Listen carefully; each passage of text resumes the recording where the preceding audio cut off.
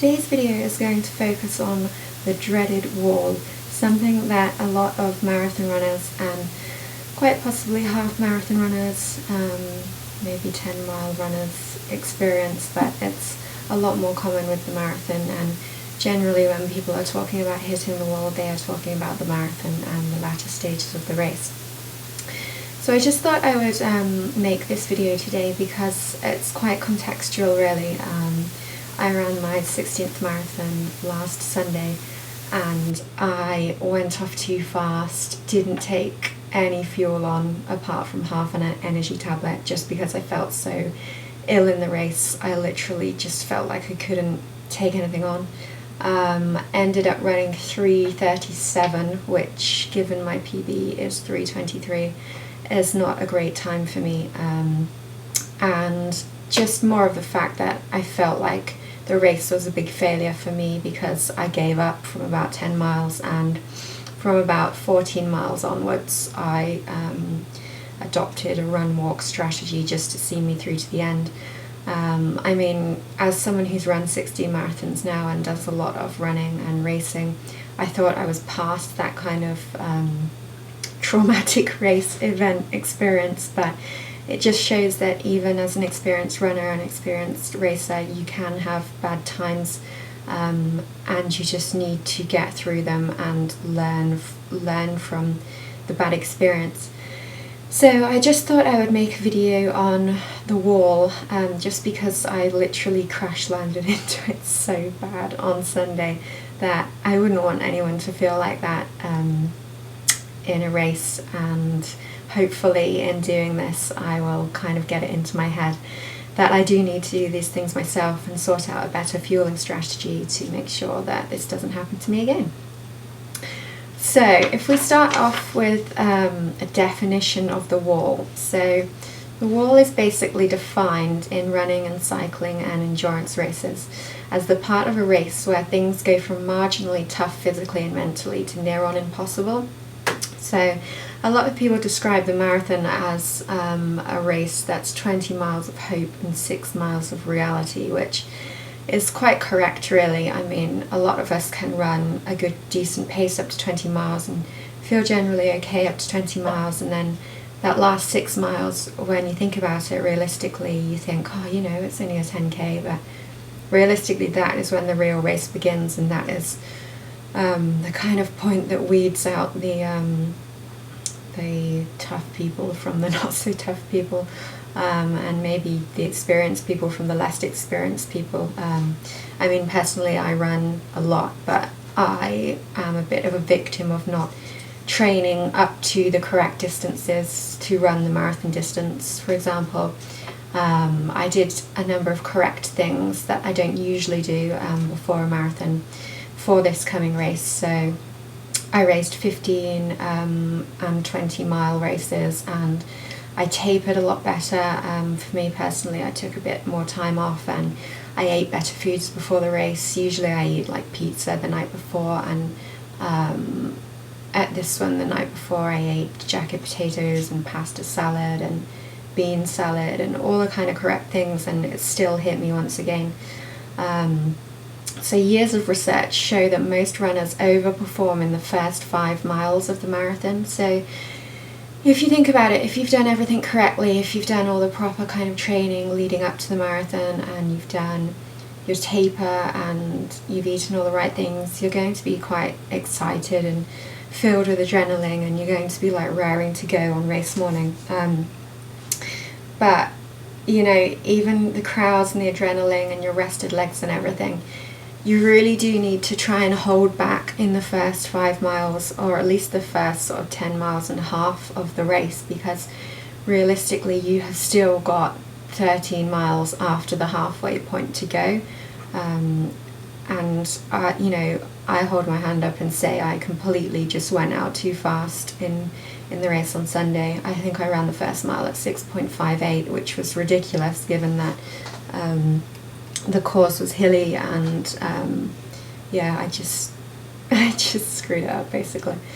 So when do you hit the wall? These are just a few questions that I put together because I thought realistically if people are watching this and they haven't, they don't know much about the wall and they haven't got the experience that I have running and racing, I just thought it would be good to put it together and help people kind of understand what this kind of mythical wall is all about. When do you hit the wall? So some people think that you only hit the wall during the latter stages of a race. So it's quite common for people to say they hit the walls of 18 to 20 miles into a marathon, but realistically you can hit the wall in any distance race, at any distance, if you've gone off too fast and if you haven't fueled properly for the distance. So for example, I hit the wall in the marathon on Sunday at 10 miles, which was a complete shock to me because I have hit the wall before in marathons years ago. Again, I was maybe naive about it because I kind of thought, I used to hit the wall years ago when I was a less experienced runner and I didn't know what I was doing and things, but realistically I hit it probably harder than I have ever hit it 10 miles in on Sunday. And it just completely caught me off guard because I just thought, how is this happening? When realistically it can happen at any point if you go off too fast and if you use up all your energy reserves at the start of a marathon and then you literally haven't got anything left. And because the race on Sunday was a lot hillier than I expected it to be, I've run the race before, but it was a good number of years ago and the course has changed slightly. So I had just wasted so much energy that I just didn't have it in the tank anymore. And because I don't fuel properly, I just felt so sick and so tired. I literally felt like it was too much effort to actually move my mouth to be able to eat anything. That's how out of it I was. That it was a catch-22 because I couldn't get any fuel or anything in. But at the same time that was making me feel even worse running on empty.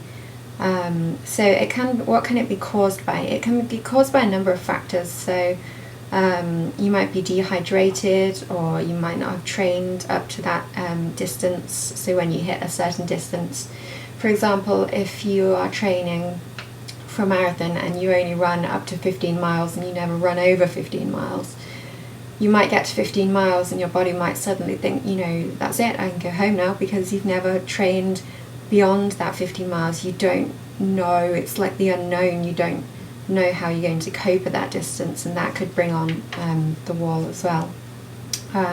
It could also be determined by factors that are out of your control. So if the weather's really, really hot that day of the race, and again, you haven't trained in that kind of situation, you haven't trained for those kind of conditions, then that can catch you off guard as well. So how does the wall feel? This will be different for everyone, as everyone's body and VO2 max and physical pain threshold will be different.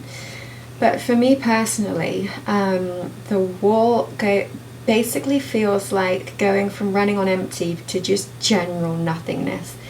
It's literally like someone has just taken every ounce of energy from you physically and mentally, that you're just running on a minus. For example, I can usually maintain a 7-minute mile pace with ease and quite comfortably and, talk at that kind of pace. But when I hit the wall, literally a 9-minute mile is, like a dream to me. It's so crazy because my legs don't feel it so much. My legs still feel quite fresh, but from my kind of stomach upwards, like my kind of chest and my respiratory system and everything, it just feels like it gives up. And I feel like I get like a muscle strain in my stomach as well, probably because something to do with, I don't know, I'm not really into the science of running. I really need to read up more about it, but maybe it's something to do with the acids in my stomach. And I also read that when your body actually runs out of fat reserves, it starts like eating muscle as well. So I didn't know whether that was like a factor, because I am quite a slight runner, and obviously if I haven't got any calories or any fat left in my stomach, I mean, there's a little bit of fat there, but I haven't got like a massive amount of fat on me. So if I'm not like fueling properly and I'm not putting things back in the tank and I'm trying to take a load out of it, similarly for anyone who's in that situation, it's just, it's going to go from bad to worse, because you haven't got the energy to do it anymore. So I also feel disorientated and off balance. So for example, if I hit the wall and I start to walk for a bit, I sometimes can't even walk in a straight line because I just feel so kind of off balance and so disorientated and just overwhelmed and emotional and like I'm going to cry, and just irrational as well, because you know that the kind of you know that the answer to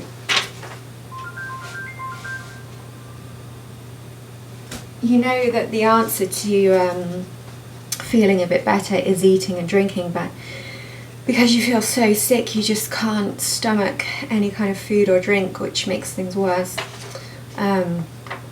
So how to get through the wall?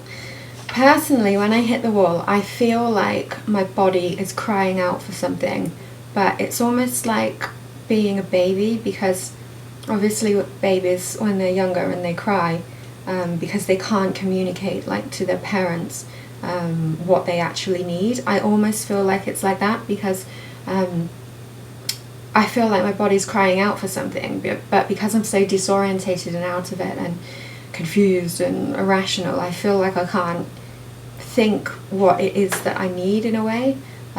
So fueling will help, but like I said before, you might feel so sick and tired that you physically can't move your mouth properly to be able to eat properly. So usually when I hit the wall, I just stop and I kneel down for a bit and I just try and compose myself and take a few deep breaths, and just try and walk for a bit until you can muster up the energy to jog.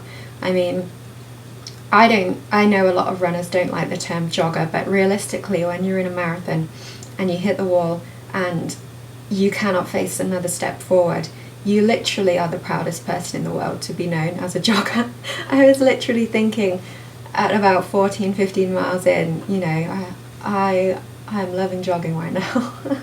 So yeah, just don't be afraid to just do anything that it takes to get through it.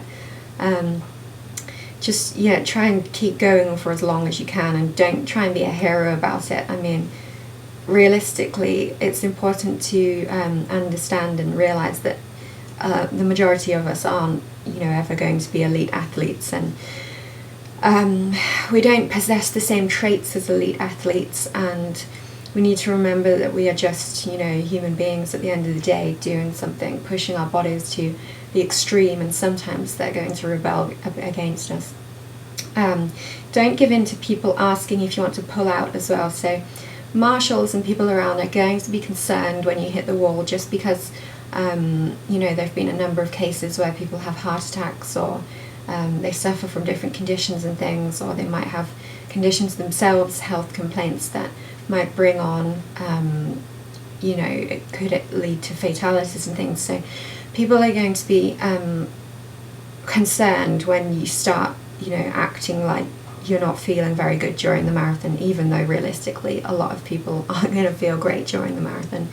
But just, if you've hit the wall and you hit the wall and you're trying to compose yourself, just kind of reassure people and the marshals that you're going to be alright, that, you just need to walk for a bit, or you just need to rest for a bit. But don't let them talk you into pulling out, because realistically you're just going to feel worse about it when you get home and you haven't got your finisher's medal and you haven't set out, you haven't achieved what you set out to do. You're just going to feel so much worse unless, you cross that finishing line. Whether you set out to run like 3.5 hours or whether you cross it in 5 hours, realistically you still cross the line at the end of the day, which is the goal that you first set out to achieve. So how to avoid it next time? These are just going off a few personal things that happened to me on Sunday, just because this is obviously the most recent time that I've hit the wall. So I just thought I would offer these as some advice. So the first thing is not to race with an iPod. Now, I haven't raced with an iPod for a number of years. I train with an iPod just because I find it helps to sort of block out the other sort of stimuli around me, like cars and people and traffic and just general noise and things that might distract me. But I was quite pleased with the marathon that I ran on Sunday, because I thought marathons in general, usually iPods are banned, especially in the United Kingdom. So the marathon that I ran on Sunday,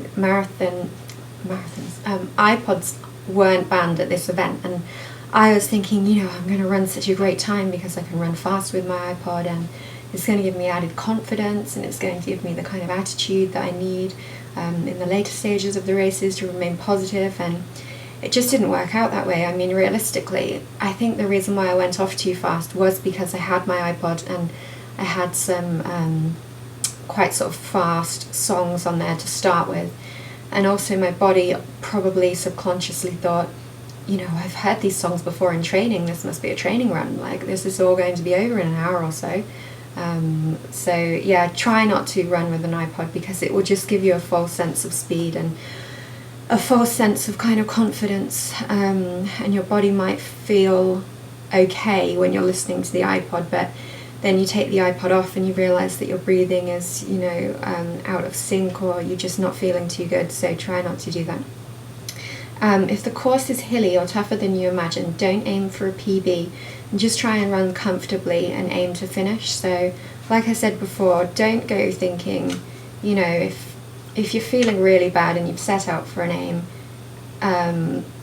don't go putting yourself in an early grave just to get a certain time, because it's realistically just not worth it. There are other races, and there will be other times when you can showcase your running. So just try and finish if you're really having that bad a run.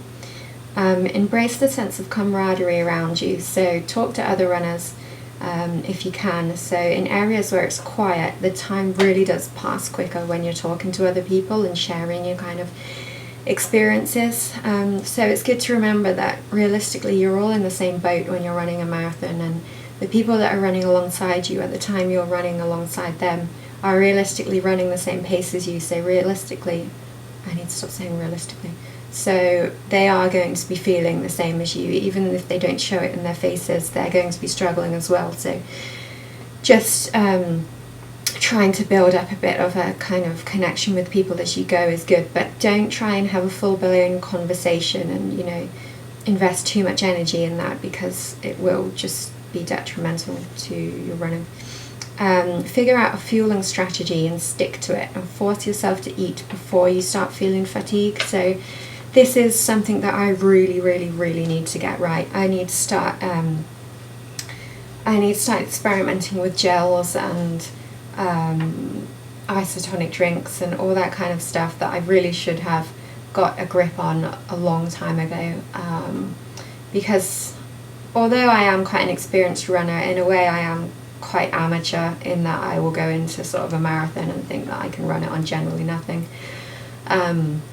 So I do need to sort that out, and I think probably runners that are running better times than me and having more comfortable races have got that sorted a long time ago. So if you kind of try and sort that out and get familiar with gels or energy sweets or tablets or isotonic drinks or any of that kind of stuff, just figure out what works for you, like I will be doing, trying to figure out what works for me, figure out how you can carry it comfortably as well. So for example, on Sunday I wore just like a general kind of belt with a little waist pack thing at the back, but because I'm not used to really running with that kind of thing, and I find it uncomfortable to run with that kind of thing, that also distracts from my focus in a way, just because I've loaded this belt thing up with a load of little kind of chocolates and energy sweets and things, and it's just literally slapping on my back the whole time, and it can be really annoying and put you off. So if there's the chance to have someone on the course who's able to kind of set up a little fuel station for you with drinks and food and things, that can be really good, because a marathon that I ran last year, Shrewsbury Marathon, it was also a really hilly event and it was a hot day, but because I had someone on the course supporting me with food and drink, not only was it really positive seeing them and having that kind of encouragement, thinking, right, if I can just get to this certain mile point, I'm going to see someone familiar and they're going to give me encouragement, but they're also going to give me the fuel that I need to be able to sustain a good race pace and just have a good race. So they are my tips on the wall from someone who has hit it many times. Hopefully I will be able to make a video soon about how I have actually conquered it and how I have chosen the right fueling strategies and found the right things that work for me. And hopefully by my next marathon, which is in October, I will be able to reach my goal of running a 3:15 marathon, which is something that I feel I'm really capable of. I just need to get my fueling right and not hit the wall. Okay, that's all from me for now, so stay tuned and I will see you in the next video.